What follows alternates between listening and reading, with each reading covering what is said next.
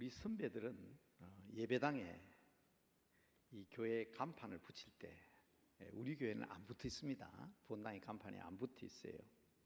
근데 오래된 교회는 이 교회당 간판을 붙일 때 그렇게 붙여놨어요. 가령 예를 들어서 남대문 교회 예배당, 그렇게 뒤에 예배당 하는 말을 붙였습니다. 아마 저는 잘 모르겠습니다만은 아마 우리 교회도 어쩌면 6.25 때 불탔기 때문에 그렇게 붙어 있었는지도 모르겠습니다. 아니면 남대문 교회당 그렇게 붙였습니다. 근데 지금 짓는 교회들은 보면 전부 다 당자를 빼버렸어요. 그냥 대한예수교 장로회 남대문 교회, 그러고는 뒤에 다른 말이 없어요. 근데 한번 제 말을 듣고 난 뒤에 오래된 교회들 한번 예배당 한번 보시기 바랍니다. 반드시 교회당, 예배당 그렇게 붙어 있습니다. 이유가 있습니다. 교회당 그렇게 붙여놓은 것은 만남의 장소를 강조하기 위해서 붙여놓은 겁니다. 이곳은 교회는 믿는 사람들의 모임이지 않습니까? 그러니까 믿는 사람들이 모이는 장소다. 예배당 하는 것은 예배를 위한 처소이다 하는 그런 뜻을 강조하기 위해서 붙여놓은 것입니다. 그러나 특별히 오늘 설교 제목이 부활하신 주님을 만나야 합니다, 그렇게 되어 있죠. 방금 제가 교회당 할 때는 만남의 장소, 그 가운데도 성도들이 만나는 곳이다 하는 것을 강조하기 위한 문구입니다. 그런데 여러분, 만남의 집, 예배 처소, 성도들과의 만남 매우 중요합니다. 그러나 정말 중요한 것이 있습니다. 교회당, 예배당은 하나님과의 만남의 장소입니다. 왜? 예배는 하나님과의 만남이기 때문입니다. 주님과의 만남이기 때문입니다. 세상 사람들과의 만남과는 다릅니다. 같은 직장에 직장인들이 같이 만나잖아요. 자, 그 만남은 제가 평소에도 말씀드렸습니다마는 밴딩과 같다, 그런 말씀을 드렸어요. 회사라는 밴드로 묶어놓은 겁니다. 그러나 회사에 퇴직을 한다거나 회사가 해체가 되면 다 뿔뿔이 흩어집니다. 다시 만나지 않습니다. 밴드가 끊어지면 끝나는 거예요. 그러나 하나님과의 만남, 성도들에게 만남은 밴딩 아닙니다. 본딩입니다. 본드 아시죠? 단순하게 만났다 헤어지는 것이 아니라 본딩입니다. 이렇게 끊어지지 아니하는 영원한 만남이 되어야 합니다. 깊은 만남, 영적인 만남, 믿음으로 된 영원한 만남입니다. 참 안타까운 것은 21세기가 되면 우리 한국교회만 얘기한 거 아니에요. 21세기가 되면 교회들에게 당면한 문제가 무엇일까? 1998년입니다. 20세기 말에 로잔 위원회에서 이제 얼마 있지 않으면 21세기가 되는데 21세기 되면 가장 교회에 심각한 문제가 뭘까 하는 주제로 발표를 했는데 그게 바로 노미널 크리스찬입니다. 이름뿐인 그리스도인, 노셔널 크리스찬, 개념만 가지고 있는 그리스도인, 다른 말로 할까요? 하나님을 만나지 못한 그리스도인입니다. 부활하신 주님을 만나지 못한 그리스도인들입니다. 이 사람들이 21세기에 되면 세계 교회에 심각한 문제가 될 것이다. 그게 1998년에 발표된 내용입니다. 2000년 21세기가 되니까 바로 드러났습니다. 교회에 와서 이 본딩이 돼야 되는데, 영어로 미팅이 아니고 엔카운터가 돼야 되는데 교회에서 미팅에 몇 번 참석한 사람들이 착각하는 거예요. 내가 그리스도인이다. 내가 크리스찬이다. 그런 사람들이 21세기에 대해서 어떤 일을 하고 있습니까? 21세기 접어드니까 바로 나타난 운동이 엔티 크리스찬 무브먼트입니다. 반기독교 운동입니다. 이 무서운 겁니다. 그런데 10년이 지나고 20년이 지나니까 이 엔티 크리스찬이 뭘로 바뀌어요? 사도 바울을 죽이기 전에는 먹지도 않고 자지도 않겠다. 그런 사람들이 있었잖아요. 한국에 있는, 세계에 있는 교회를 없애버리기 전에는 나 이거 포기하지 않겠다고 나타난 게 타도 크리스찬들입니다. 그래서 전 세계적으로 지금 교회 타도 운동이 일어나고 있는데 한국 교회도 심각합니다. 보이지 않게 국회에 침투하고 정치하는 사람들에게 침투하고 학교에 침투해서 지금 반기독교 운동 정도가 아닙니다. 심각합니다. 그런데 그 사람의 면면이 살펴보면 이 사람들이 교회에 대해서 모르는 사람들이 아닙니다. 한때 교회 다녔던 사람입니다. 미션 스쿨에 다녔던 사람입니다. 그 중에는 한때 목사였던 사람도 있고 장로였던 사람도 있습니다. 그래서 여러분 강조하는 겁니다. 한번 따라합시다. 부활하신 주님을 만나야 합니다. 중요한 것은 교회에서 예배를 드리면서 가장 중요한 것은 부활하신 주님을 만나야 합니다. 헌신된 그리스도인, 예수 그리스도를 따르는 신령한 제자, 온전한 그리스도인은 부활하신 주님을 만난 사람들입니다. 이 만남은 깊은 만남, 영원한 만남, 떨어질 수 없는, 그리고 주님과 더불어 살아가는 온전한 그리스도인, 매우 중요합니다. 물론 예수님 당시에는 교회가 없었습니다. 마가복음, 누가복음, 요한복음, 교회가 얼마나 중요합니까? 그런데 왜 교회라는 단어가 한 번도 안 나올까요? 예수님 당시에는 교회가 없었습니다. 마태복음에 나옵니다. 마태복음 16장 18절에 나옵니다. 베드로가 주는 그리스도시요 살아계신 하나님의 아들이다 그랬더니 예수님께서 오 시몬아, 너가 하나님의 은혜로, 그 네가 말한 것이 아니라 하나님의 은혜로 그런 고백을 했구나. 그러면서 네 그 믿음의 고백 위에 나의 교회를 세우겠다. 교회라는 단어가 나왔잖아요. 영어로 이렇게 되어 있습니다. I will build my church. 내가 나의 교회를 세우겠다. 교회 없습니다. I will build라고 했잖아요. 교회가 없었어요. 그 당시에는 회당이 있었습니다. 가브나움에도 회당이 있었고 갈릴리 회당, 나사렛 회당. 회당은 교회가 아닙니다. 회당에서는 말씀과의 만남이 이루어지는 것입니다. 거기는 율법학자들이 있었습니다. 바리새인들, 랍비들, 서기관들. 성경에 보면 이 사람들이 예수님 따라다니면서 예수님 괴롭히죠. 율법을 가지고 그러잖아요. 율법과의 만남, 말씀과의 만남이 회당에서 이루어졌습니다. 예루살렘에만 성전이 있었습니다. 성전에는 제사장들이 있었습니다. 사두개인들이 있었습니다. 장로들이 있었습니다.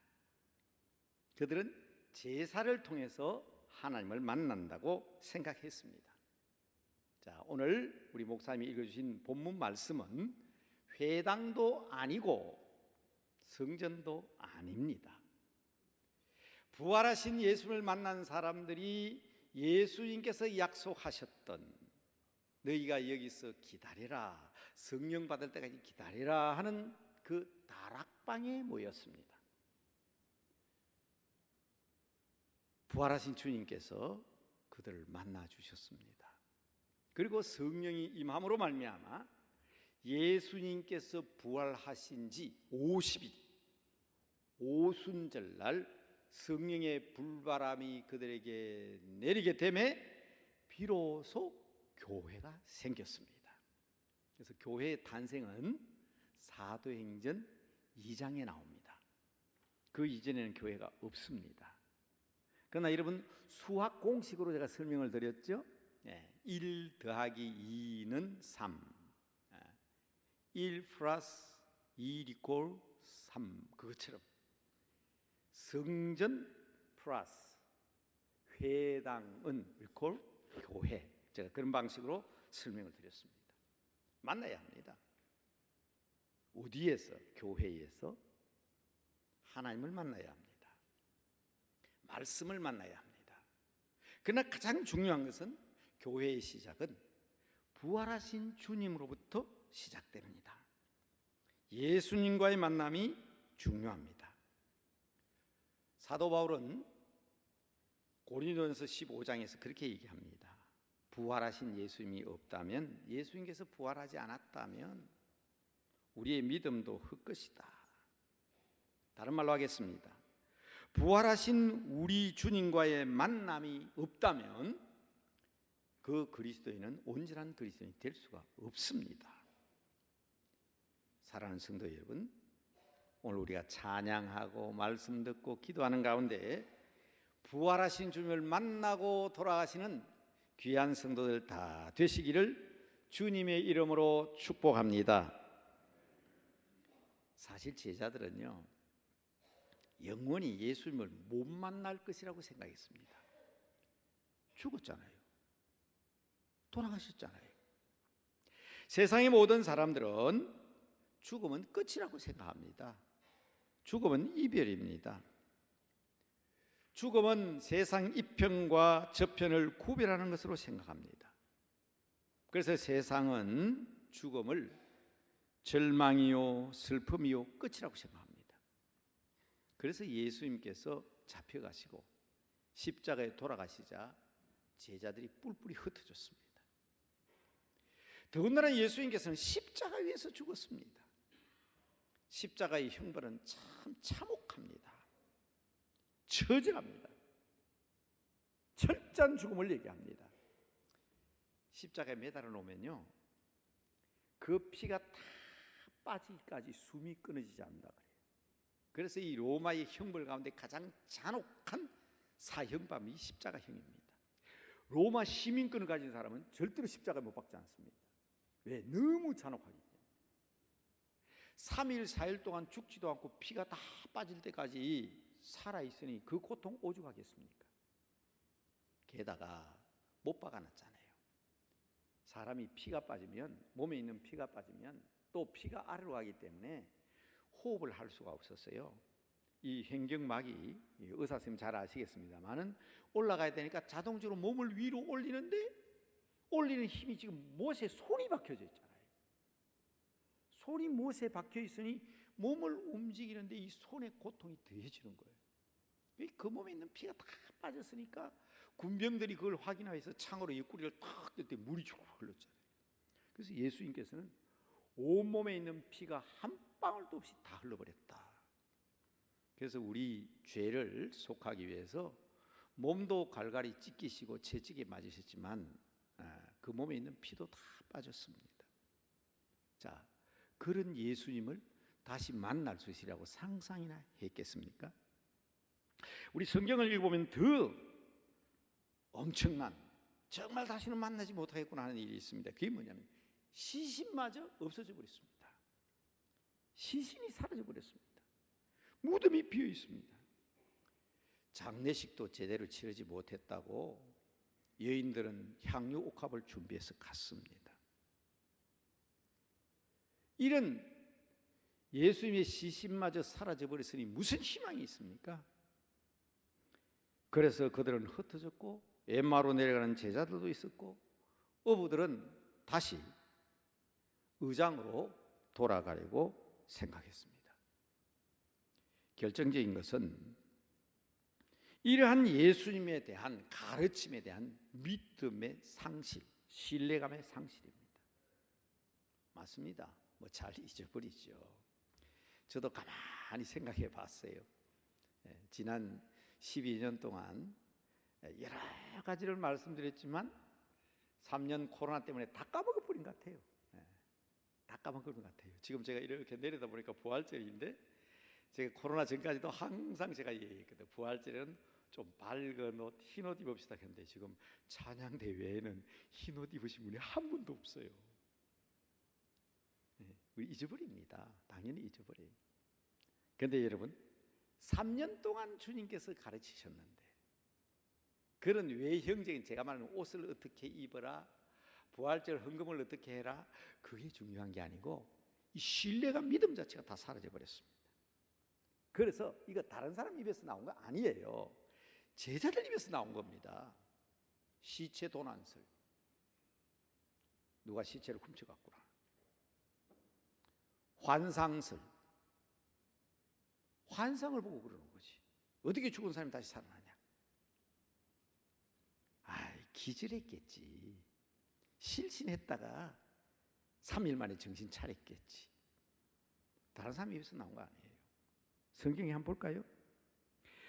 부활하신 주님과 마리아의 대화 속에서도 마리아가 이렇게 얘기합니다. 여기서 말하는 주여는 선생님이라는 뜻입니다. 선생님, 당신이 우리 선생님의 예수님의 시신을 옮겨 끄던 어디다 두었는지 내게 이르소서. 그러잖아요. 부활할 것이라고 말씀하시면 다 까먹은 거예요. 다 잊어버린 거예요.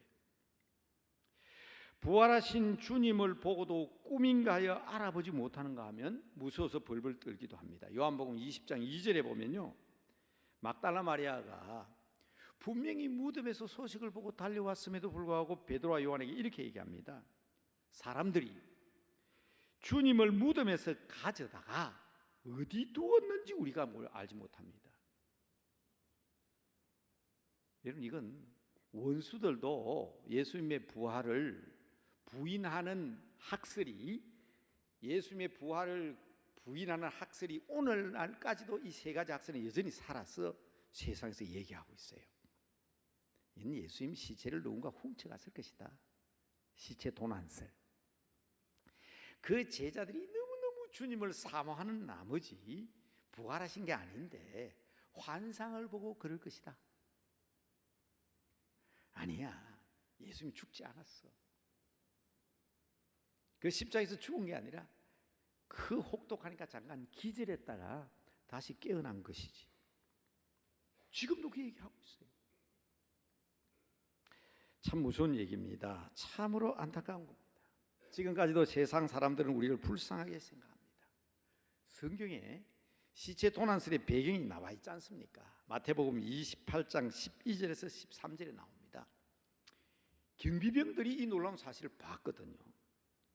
그래서 그 사람 중에 몇이 성에 들어가 대제사장들에게 얘기하니까 그들이 장로들과 의논을 합니다.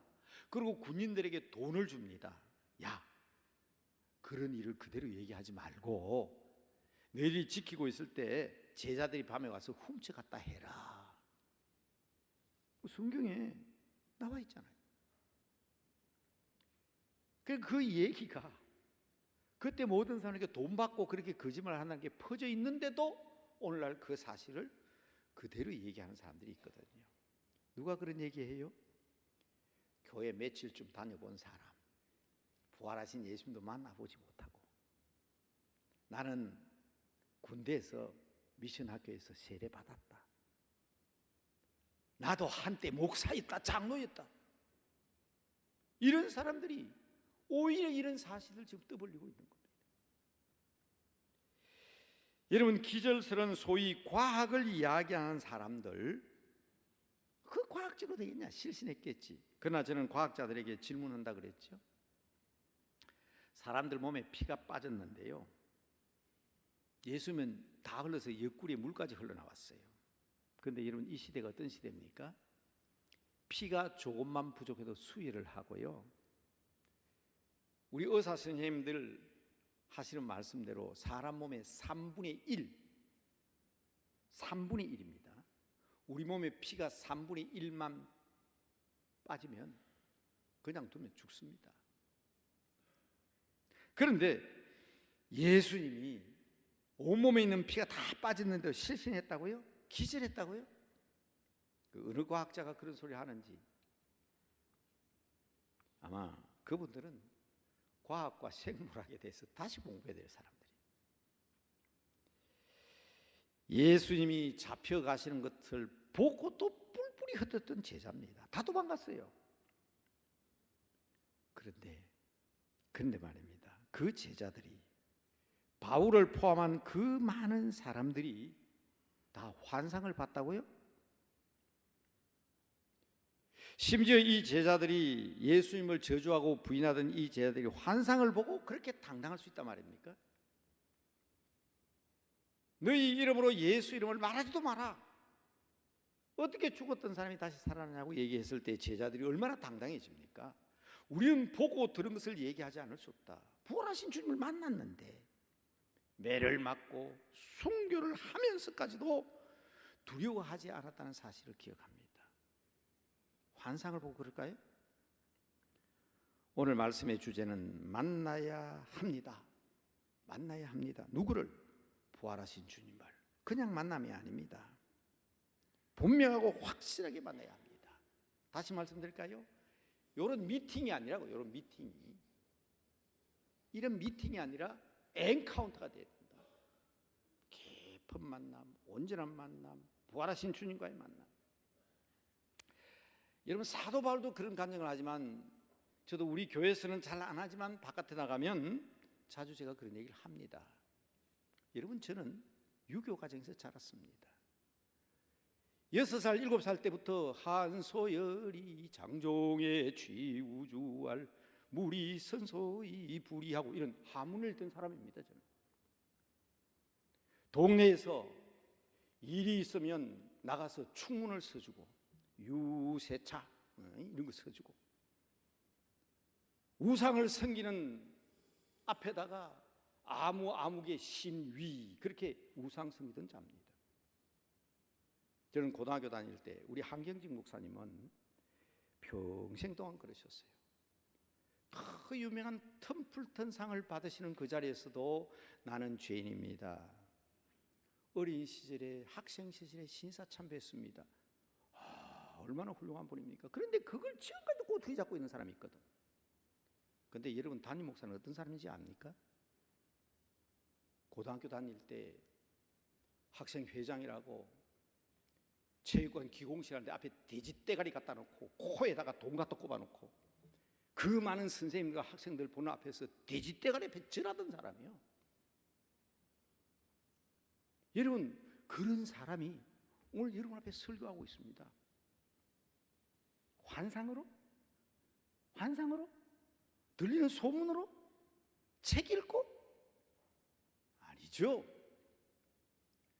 부활하신 주님께서 그 손에 못자국 난 손을 내미시면 너는 내 것이다. 내가 너를 지명하여 불렀다. 너는 이 일을 위하여 내가 선택한 사람이다. 부활하신 주님을 만나지 않고 감히 이 자리에 설 수가 있겠습니까? 그 경험이 어디 저뿐이겠습니까? 오늘 이 자리에 계신 여러분들도 내 인생을 걸고 생명을 걸고 순교하는 이유는 부활하신 주님을 만났기 때문 아닙니까? 사울이 예수 믿는 사람을 잡아가두고 묶어가고 스데반을 죽이는데 증인 쓰고, 그런 사울이 어떻게 바울로 바뀌었습니까? 그의 간증이 뭡니까? 만났다는 겁니다. 부활하신 주님을 만났다는 겁니다. 고린도서 15장에 보면 나의 나된 것은 하나님의 은혜로 된 것이다. 그러면서 1절부터 이렇게 시작합니다. 형제들아, 내가 너에게 전한 복음을 너희에게 알게 하노니 이는 너희가 받은 것이요 또한 너희도 모든 것을 알고 있는 사실이다. 그러나 만일 내가 전한 그 말을 굳게 지키고 헛되이 믿지 아니하였으면 너희는 구원을 받게 될 것이다. 그러면서 쫙 얘기하는 가운데 우리 3절 4절 내용은 오늘 사도신경으로 여러분들 고백하셨죠. 오늘도 고백하셨습니다. 내가 받은 것은 내게 전하였으니 성경대로 그리스도께서 우리를 위하여 죽으시고 장사 지낸 바 되었다가 성경대로 3일 만에 다시 살아나셨다. 그런데 부활하신 주님 누구에게 보여주셨다고요?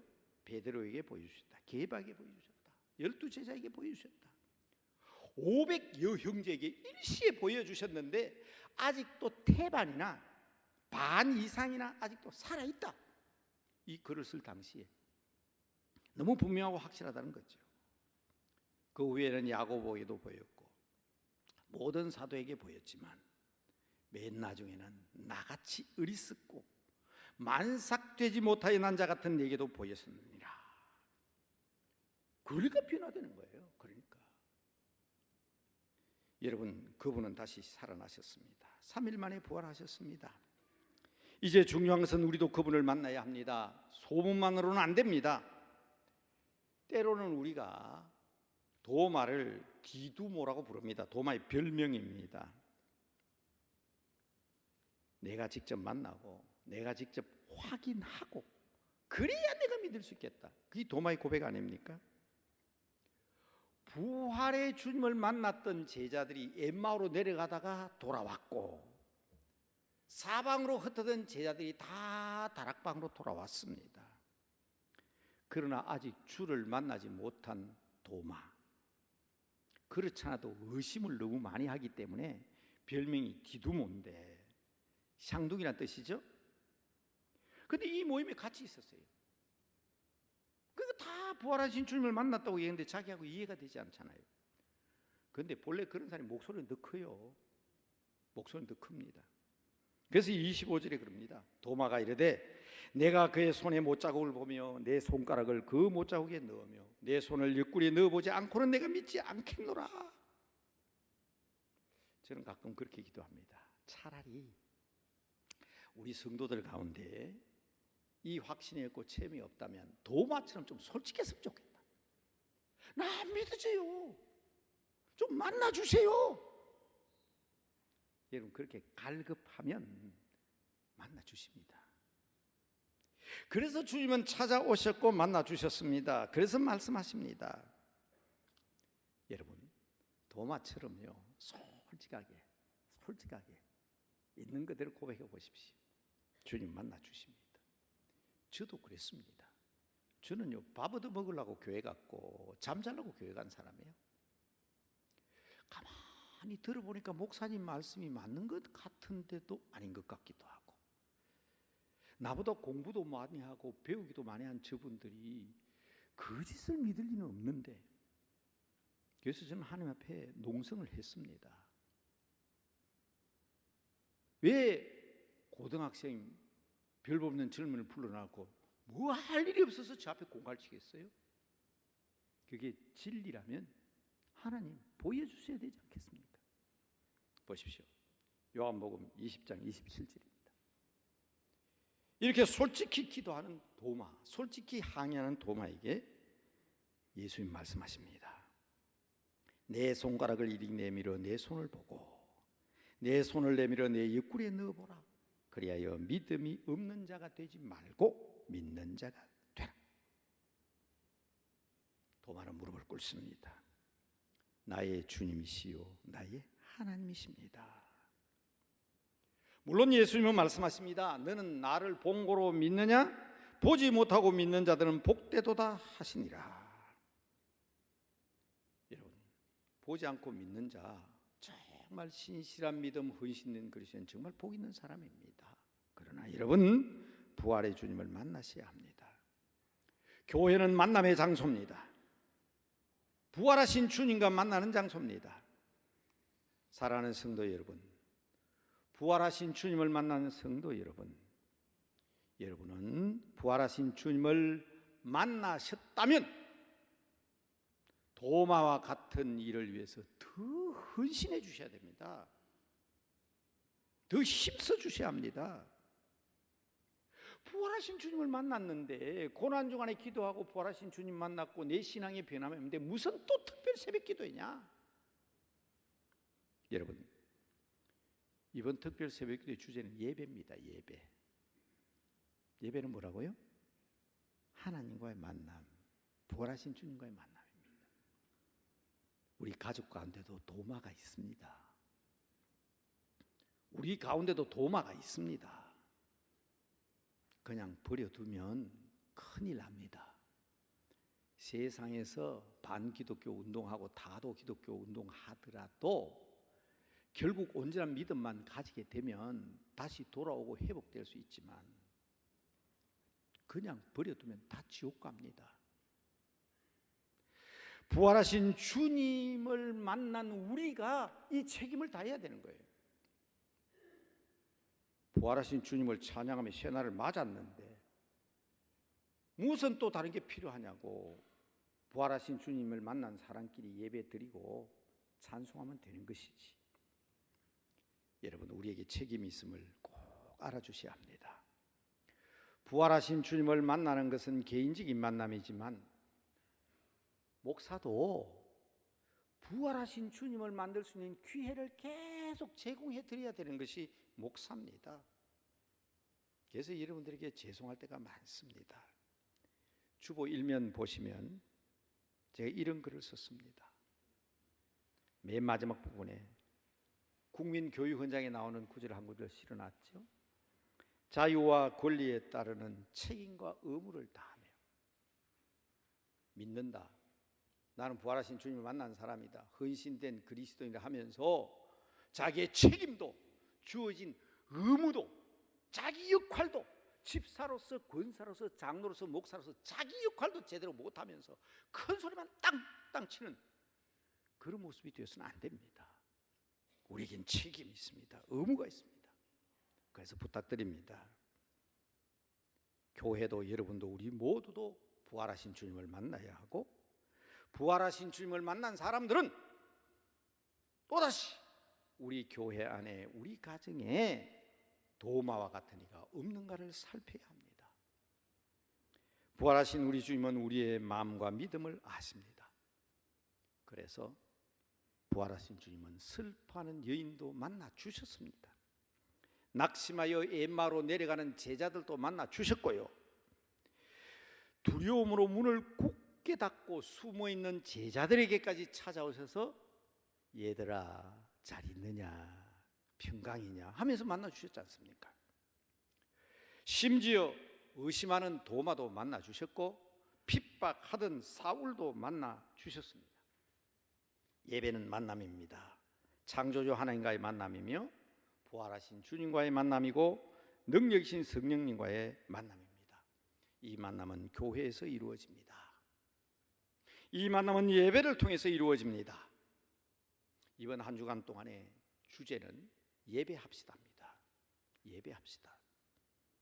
마지막 날은 가정 예배고 여러분 순서지 제가 말씀드렸습니다만 다 가져가 보시면 알겠지만 마지막 토요일 날은 우리 어린이들 자녀들도 다 같이 토요일 날 나와서 축복받을 수 있도록 다음 세대를 위한 가정 예배라는 주제로 마지막 육가가 편성되어 있습니다.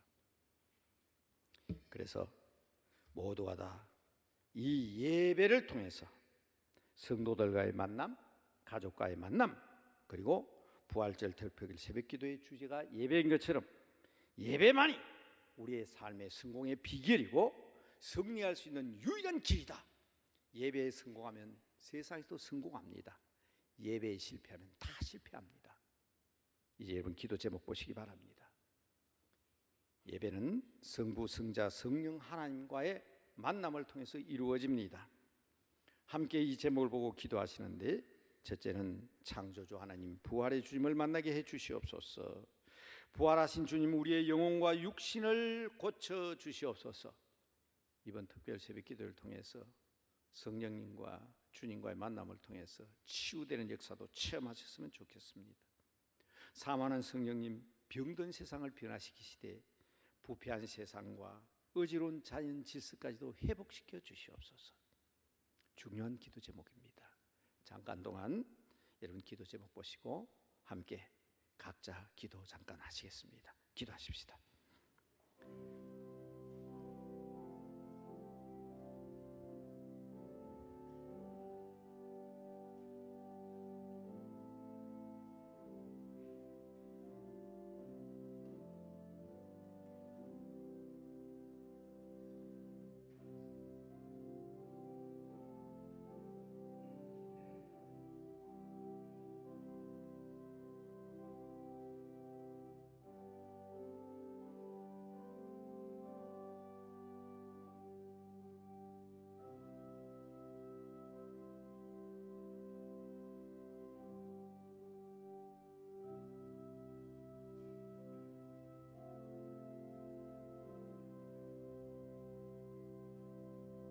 하나님 아버지 만나 주시옵소서.